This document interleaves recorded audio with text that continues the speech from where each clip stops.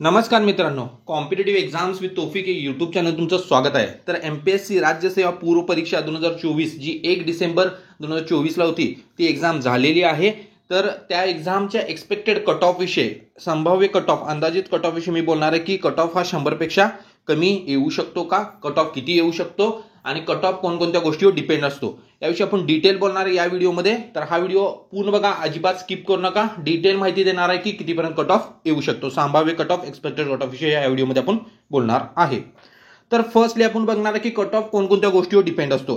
Cut off जो असतो तो मेनली 4 फॅक्टर्सवर डिपेंड असतो। Total number of vacancies, total number of applications, actual applicants present in exam आणि लेवल ऑफ एक्झाम। त्यातील जो 4th पॉइंट आहे लेवल ऑफ एक्झाम, हा सगळ्यात महत्त्वाचा पॉइंट आहे की एक्झामची लेवल कशी होती, सोपी होती, मध्यम होती की अवघड होती। तर तो मोस्ट इम्पॉर्टंट फॅक्टर आहे कट ऑफ साठी। तर जर तुम्ही कंपॅरिझन करायचं म्हटलं तर 2022 आणि 2023 पेक्षा ही जी एक्झाम होती 2024 ची राज्यसेवा पूर्व ती सोपी होती 2022 आणि 23 पेक्षा। तर 2022 चा जो कट ऑफ होता तो होता 106.5 आणि 2023 चा होता 108। हा 2022 आणि 2023 चा कट ऑफ होता। तर डेफिनेटली हे जे कट ऑफ आहेत म्हणजे 2022 चा 106.5 आणि 2023 चा 108 यापेक्षा कट ऑफ थोडासा जास्त येऊ शकतो, कारण की एक्झामची लेवल होती ती सोपी होती। तसे जे ऍप्लिकंट्स होते यावेळी ते 2022 आणि 23 पेक्षा जास्तच होते, कारण की ही जी आहे ती लास्ट ऑब्जेक्टिव्ह पेपर आहे, म्हणजे प्री मेन्स अशा प्रकारे। आणि जे पुढची जी पेपर आहे 2025 चा जो होणार आहे राज्यसेवेचा तो डिस्क्रिप्टिव्ह पॅटर्न मध्ये होणार आहे, म्हणजे यूपीएससीची जशी एक्झाम होते तशी एक्झाम होणार आहे मेन्स त्याची। तर ही लास्ट अटेम्प्ट आहे ऑब्जेक्टिव्ह पॅटर्न मधनं।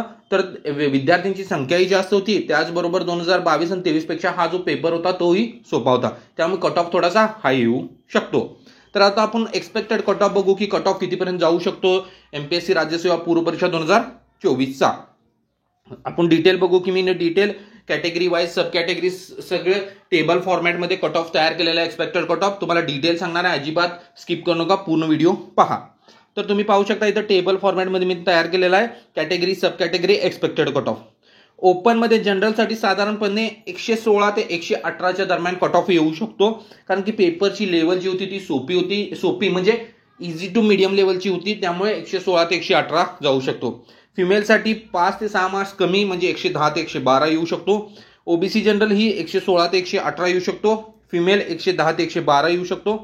एससी साठी साधारणपणे 110 ते 112 हे जनरलसाठी कट ऑफ येऊ शकतो आणि फिमेलसाठी 105 ते 106। त्यानंतर एसटी या कॅटेगरीसाठी जनरलसाठी 105 ते 106 हे जनरलसाठी येऊ शकतो आणि फिमेलसाठी 100 ते 102 च्या आसपास कट ऑफ येऊ शकतो। डीटीए या कॅटेगरीसाठी 116 ते 118 हे जनरलसाठी कट ऑफ येऊ शकतो, फिमेलसाठी 110 ते 112 च्या आसपास कट ऑफ येऊ शकतो। एनटीबी या कॅटेगरीसाठी जनरलसाठी 112 ते 114, फिमेलसाठी 110 ते 112। एसबीसी कॅटेगरीसाठी जनरलसाठी 112 ते 114, फिमेलसाठी 110 ते 112। ईडब्ल्यूएस या कॅटेगरीसाठी जनरलसाठी 116 ते 118, त्यानंतर फिमेलसाठी 110 ते 112 आणि एनटीसीएनडी साठी जनरलसाठी 114 ते 115 आणि फिमेलसाठी 110 ते 112 या दरम्यान कट ऑफ येऊ शकतो। हा एक्सपेक्टेड कट ऑफ सांगितलेला मी ना, कितीपर्यंत कट ऑफ जाऊ शकतो, पेपरची लेवल अनालिसिस करून पेपर कसा होता, मागच्या वेळेचा कट ऑफ किती होते याविषयी सगळं अनालिसिस करून मी ना हा एक्सपेक्टेड कट ऑफ काढलेला आहे। डिटेल तुम्हाला सांगितलेलं आहे की कट ऑफ किती येऊ शकतो, कट ऑफ कोणकोणत्या गोष्टींवर अवलंबून असतो, कोणकोणत्या घटकांवर अवलंबून असतो, त्याविषयी तुम्हाला डिटेल माहिती सांगितलेली आहे। Thank you for watching my video. Please like, comment and subscribe my channel.